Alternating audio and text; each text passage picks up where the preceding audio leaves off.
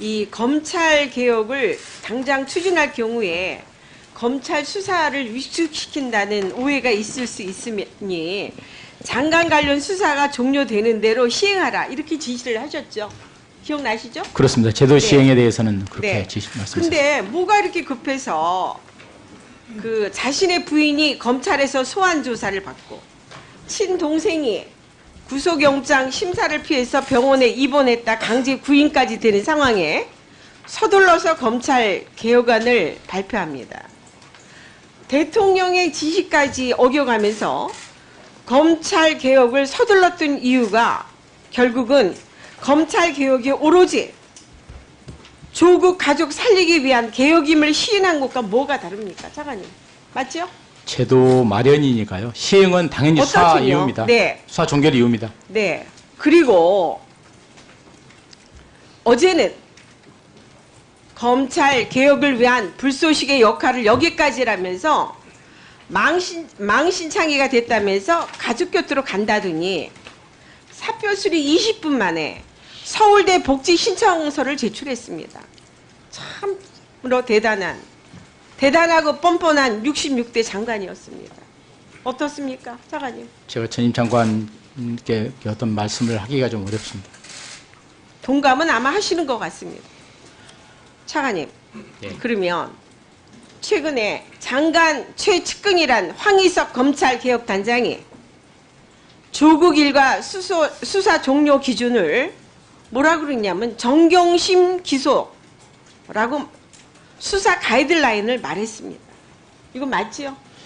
그 언론 보도가 있었는데 그거는 좀 조금 잘못된 보도 이거 같습니다. 잘못된 보도입니까? 그냥 언론에 기자가 언론에 언제 그거를 항의를 하셨습니까? 본인이 항의를 한 걸로 알고 있습니다. 그 내용을 나중에 주세요. 그러면 언제부터 이렇게 법무부 국장이 검찰 수사에 적극적으로 개입을 하고 가이드라인까지 제시를 했습니다. 이거는 엄연하게 직권남용 아닙니까? 이 황희석 단장에 대해서 징계하셨습니까? 지금 아까 말씀드려도 그 부분은 조금 언론 보도가 사실과 좀 다른 부분이 있기 때문에 징계까지 생각하지 그러면 않고 있습니다. 정정 보도를 요청을 했어야죠. 국민들은 그렇게 알고 있습니다. 그거는 법무부의 잘못입니다. 어떠하든 간에. 이 법무부 탈검찰할 명분으로 이렇게 민변 출신의 민주통합당 예비후보까지 지냈던 분을 인권국장에 앉히더니 결국 사리 분별 없이 장관 호위무사를 자처했는데 법무부 국장은 도대체 장관의 국장입니까? 대한민국의 국장입니까? 한번 말해보세요. 차관님. 당연히 대한민국 그런데 정부의 법무부 그렇게 국장이라고 생각합니다. 장관의 호위무사를 합니까? 따라서 그 차관께서는 조속히 징계위원회를 열어서 합당한 조치를 취해 주시기를 바랍니다. 하시겠죠? 그 부분은 전제가 기본적으로 그런 의원님이 말씀하신 내용이 맞을 때는 성립할 수 있을지 모르겠는데요. 지금 전제 사실이 조금 안 맞는 부분이 있습니다. 그러면 그와 같은 내용을 정정 보도를 신청을 하세요. 그래야 우리 국민의 대표인 우리 국회의원도 그렇게 이해를 할 거 아닙니까? 예, 그거는 지금 차관님 말씀하신 혼자 내용, 이해하는 부분입니다. 지금 말씀하신 내용은 저희들이 검토를 해보겠습니다. 네. 그리고 또 차관님 바로 어제 문재인 대통령은 수석 보좌관 회의에서 검찰 특수부 명칭 폐지 및 축소안을 10월 안으로 국무회의 의결까지 마치라고 주문을 하더니 해당 개정안이 오늘 바로 국무회의를 통과했죠? 그렇습니다. 그렇죠? 예, 예. 그 11가지 신속 추진 검찰 개혁안 언제쯤 추진할 겁니까? 뭐 나름대로 저희들 전 장관께서 10월 8일 날 발표를 하셨고 나름대로 이렇게 언제 추진한다는 이야기는 있었는데 나름대로 그 일정을 맞춰보겠습니다만 그 상황이 또 여러 가지를 또 고려해야 되니까요. 일정 될 그다음에 때는 이 또 부분에 봐야 될 것 대해서 같습니다. 직접 검토를 해보고 문제가 없었습니까? 일단 검찰도 있고요. 상대적으로 그게 다 검찰에 적용되는 것들이라서 검찰하고 협의도 해야 되고 또 그 과정에 또 의견도 좀 듣겠습니다. 네. 좀 의견을 많이 들어주시고요. 그 다음에 이제 그 나온 내용을 보면 이 검찰 개혁이라고 하는 것은 우선 권력으로부터의 독립 의지가 강해야 됩니다. 네. 그 다음에 정치적인 편향성에서 정치적인 독립을 해야 되는 겁니다. 동의하시죠? 예, 당연한 네. 말씀이십니다. 그다음에 검찰의 감찰권이 법무부로 이관해서 이것은 셀프 감찰의 문제점을 막는다라고 보이지만 그렇게 보이겠지만 정권이 감찰을 빌미 삼아서 수사 개입 또는 통제 여지가 있어 보입니다. 대표적인 것이 그 검사의 수사 관련 업무 이것이 감찰 대상에 포함이 됐습니다. 그러게 되면 어떻게 되겠습니까?